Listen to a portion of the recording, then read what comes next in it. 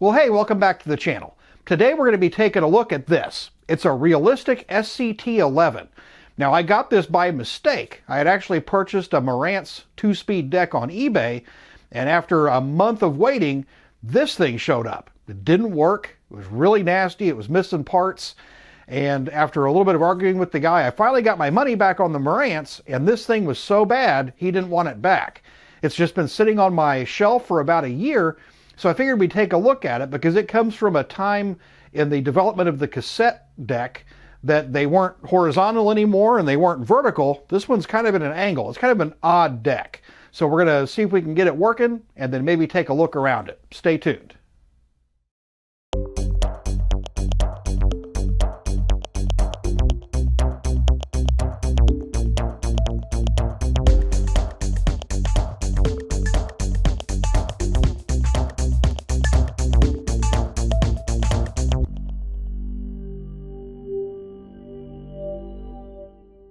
Now, when this thing showed up, it was absolutely disgusting. I actually cleaned it up a little bit to even put it on camera. It was caked in tar and grease and dirt and dust. It was really, really nasty. The buttons wouldn't release properly. They were sticky. It was in really, really bad shape.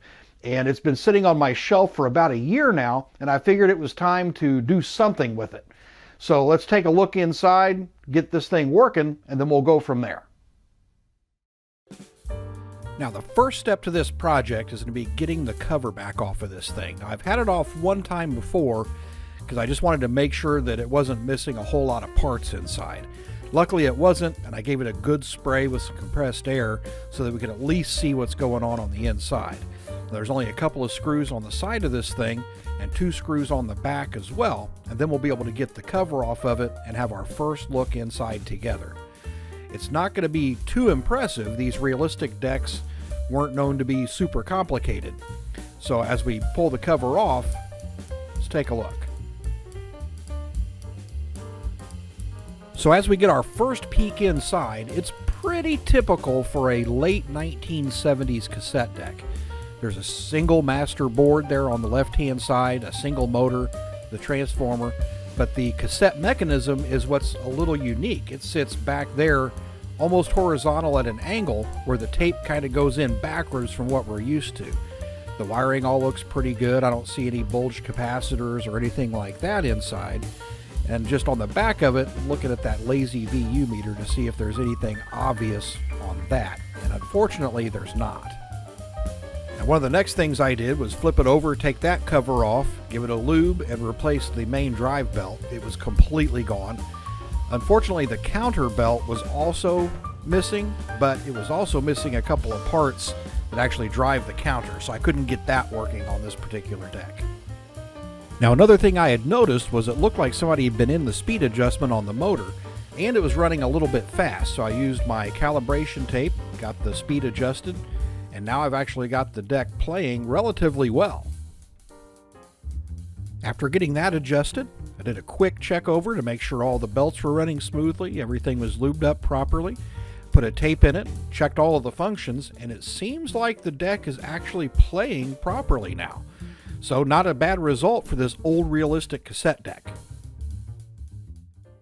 Now, I cut out a lot of the process of getting this thing working. It wasn't particularly interesting, so I didn't want to bore you guys with it.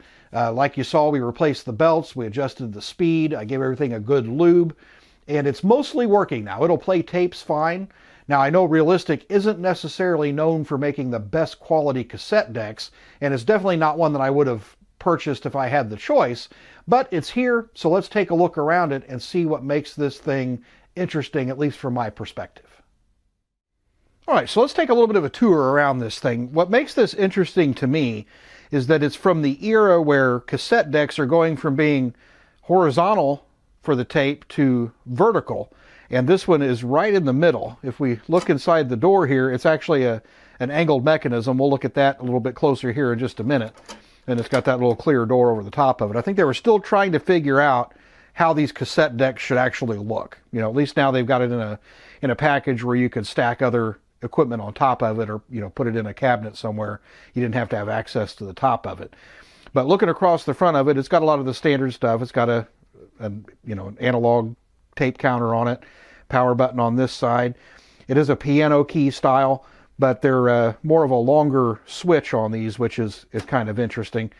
They feel really strange to push down. Just the way they operate is different. But again, they were figuring stuff out at this point. It does have the ability to record on Chrome Type 2 cassettes. It does have Dolby noise reduction. Of course, with Dolby, if it just says Dolby noise reduction, that's Dolby B. 2 analog VU meters. The lights actually work. This VU meter I could not get working. It occasionally will jump. I've tried to clean it. I've tried adjusting it, and it just seems like it's dead. I'm not quite sure what's wrong with it. But on this one, I'm not going to spend a whole lot of time trying to fix it because I'm not going to use this thing. But if we look further down here, you do have your source selector. You can either use the onboard mic jacks or the auxiliary RCAs on the back. Your tape type for playback, Chrome or normal. You've got your Dolby for recording and playback, and then it also has the MPX filter to take out the subcarrier on the FM broadcast, since a lot of people recorded from the radio back in these days. Record level adjustment, and you can adjust both channels independently, which is kind of nice. Output level, again, mic inputs, and then the headphones. If we spin this thing around and look at the back of it, we do have the RCA jacks for input and output, but it also has a DIN plug, which is something you really only see on stuff in the 70s, and that was either a 5-pin connector that was the input and output, and it was really easy to connect your hi-fi stuff together with the DIN plug. Something that I tended to see more on European equipment more so than American stuff, but this one actually has it. So the thing that makes this really interesting to me is the way that this loads the cassettes.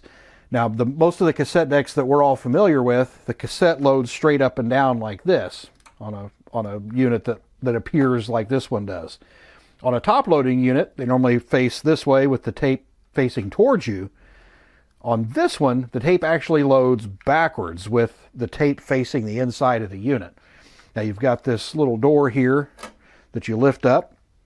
The tape slides in like this, push it down, and then you're ready to play. And it actually plays. We got it where it actually sounds decent. It's not a great cassette deck, but it does at least work. Little ball of skags for everybody. But from the research that I found, RadioShack didn't actually make the realistic cassette decks themselves.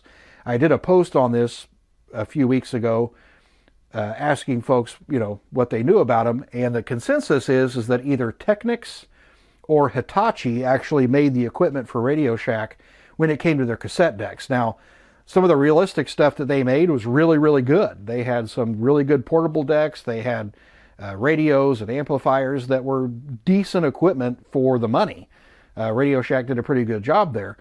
But from what everybody's saying, and my experience with this one, is that the realistic cassette decks weren't terribly great. And if you've got any different experience with them, definitely let me know.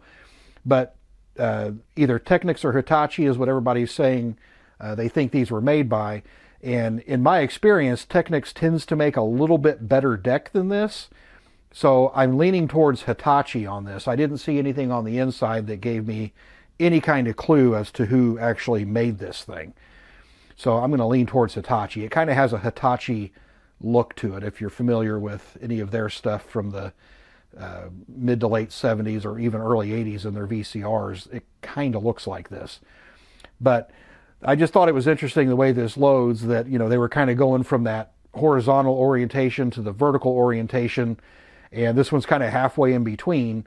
They decided, we need to make these where you don't have to be able to access the top, because most people have their turntable on top of their stack, and with a horizontal deck, you've got to have another space on top of your stereo for that cassette deck. So they're moving to more of a modular, able to stack it or put it in a bookshelf orientation, and this is what they came up with specifically for that. I know they're not the only ones that have this angled cassette deck, but I thought this one was interesting enough that I would share it with all of you guys, to get your thoughts and kind of show you something that I hadn't intended on even having here in the shop. So that's it. That's my take on the SCT-11 by Realistic. Kind of a quirky 1970s deck that showed up by mistake on my doorstep. Not sure what I'm going to do with this thing. It'll probably just end up back on the shelf because I definitely don't want to use it every day. But what were your thoughts? Do you have any experience with Realistic or RadioShack brand stuff in your life or your experience? Let me know in the comments below. As always, I truly appreciate all of you watching, and I'll see you next time right here on the Vintage Electronics channel. Happy listening.